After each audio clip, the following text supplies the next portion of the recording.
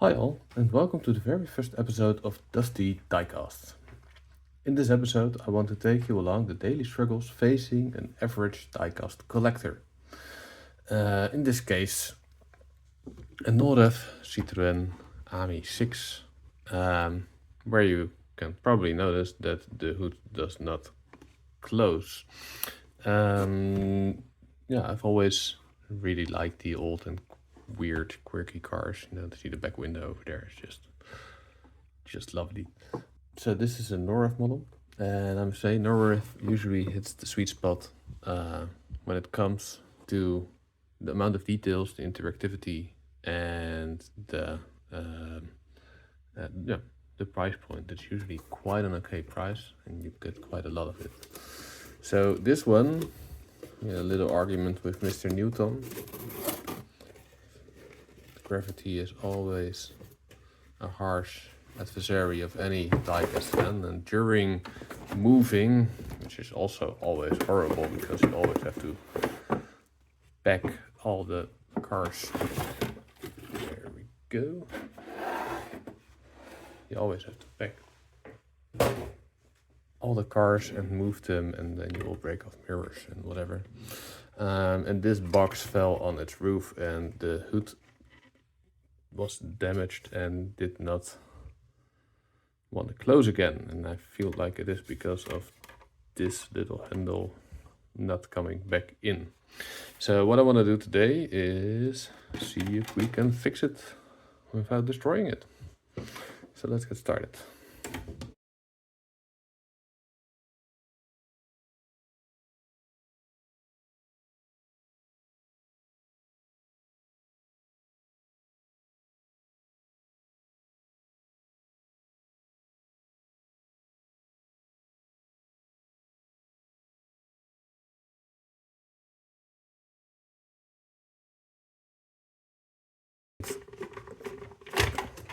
There we go. So let's see what we've got. So let's see what we have here. As you can see, at this point, let me adjust the light a bit. At this point you can see that the hood is nicely going in. At this point you can see that it's just popped out of there. And what I think I have to do is, because I cannot press it back, I already kind of tried that with a screwdriver. I think I'm going to have to disassemble this bit. And don't think I've ever disassembled a Norev before. See, there's always a lot of little screws.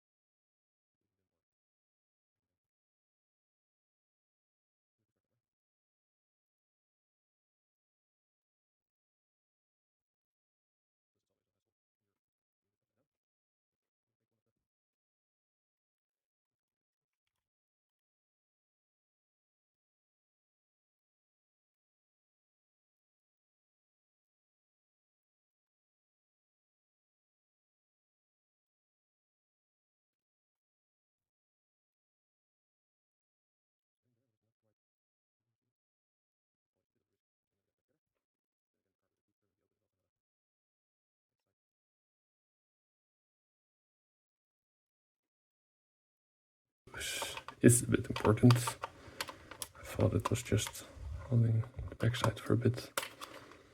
Apparently, there we go. Of course, the steering column is probably gonna be stuck in a way.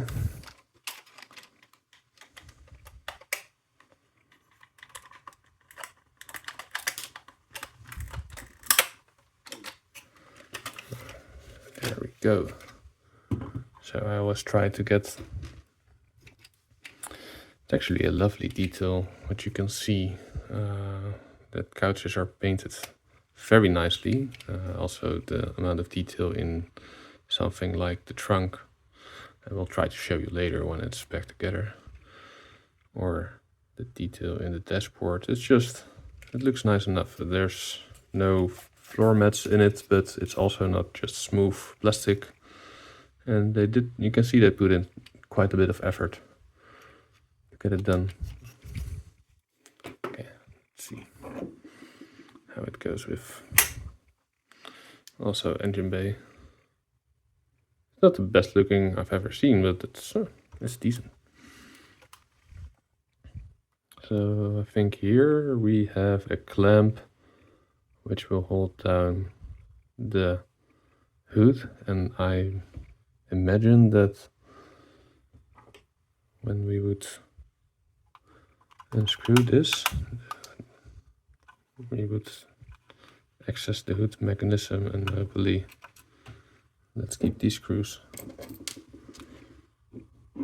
And apart from the other screws, otherwise we will be screwed, I would say. Sorry for that joke. Let's see how this goes. Nope, still not coming off.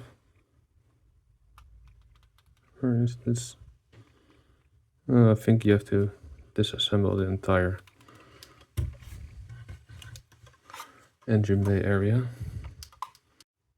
So unfortunately, in order to get to the engine bay, I have to draw out these little posts. I tried to wiggle the hood back, but it just didn't work. So let me try if this works.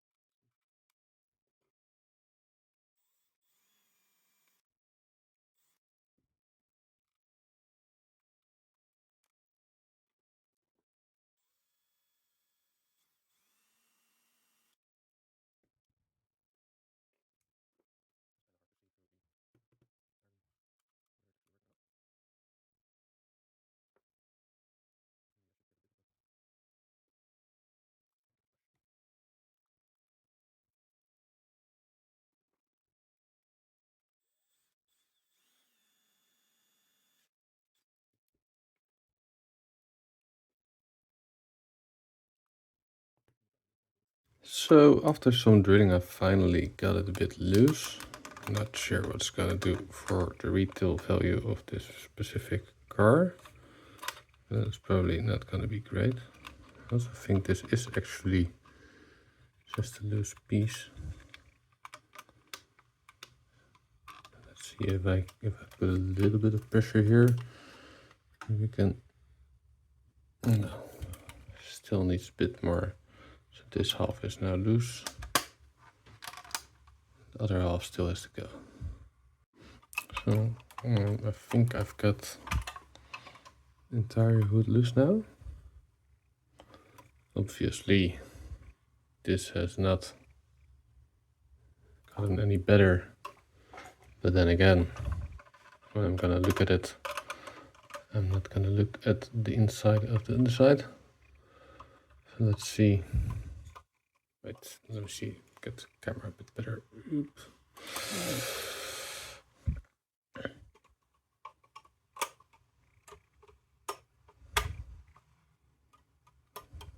I think we've created just about big enough of a spot to push this through, and yeah, there we go. As if it never happened. Obviously, the inside now has to be filled back a bit. Did not like me doing that. There we go. Let's just try if we can. It's still not as great as it was from the factory. That's also probably because this is not screwed in yet. Get the brush. clean up the area a bit before putting it back together. And remember not to use this brush for any further detailing. So that's not great for the lacquer. So we did damage a bit of the inside of the car while drilling, but I don't feel like that's a major issue unless you're the one that's going to be buying this from me in a couple of years. But as any collector, like selling, it's not really something you do. So it's just get all these little screws back in place.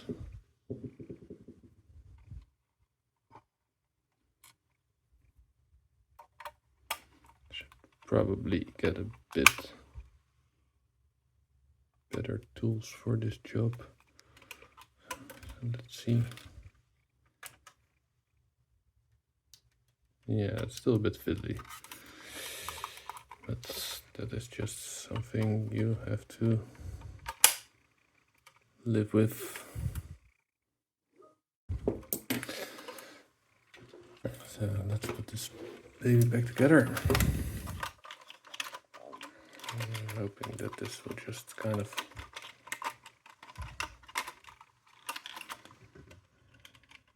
right back. It's always a bit fiddly. Yeah, that seems about it. Now you can see the hood with the details. So let's screw it together.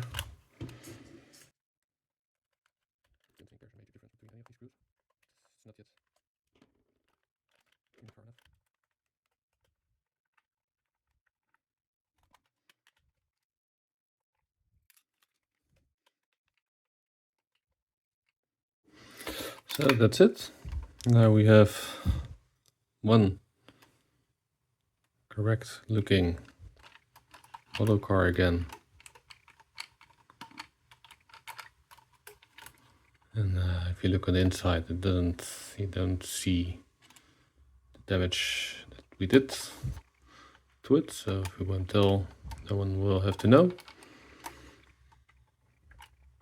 I think I'm going to give this car a rating at some point. So now I'm going to give it a space next to its friends. I'm still recently entirely painted the closet, and I feel like it's now time to unpack all the cars that have been packed for a couple of years now. And yeah, so one by one we're gonna be filling this closet again. Let's put it back next to some other French and a bit older cars.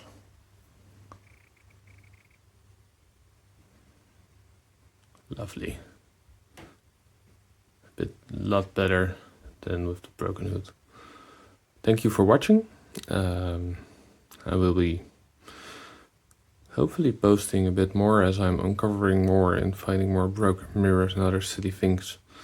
And also I would like to review a couple of cars. So yeah, I can give you some thoughts on what I think about certain vehicles. That was it. See you next time.